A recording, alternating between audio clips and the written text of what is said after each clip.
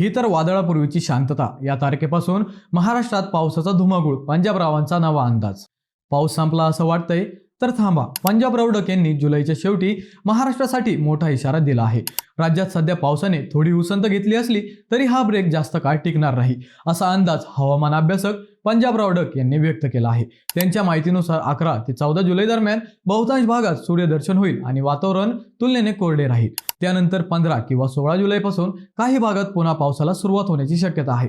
16 ते 19 जुलै दरम्यान लातूर, नांदेड, धाराशिव, सोलापूर आणि बीड जिल्ह्यात विखुरलेल्या स्वरूपाचा पाऊस पडू शकतो.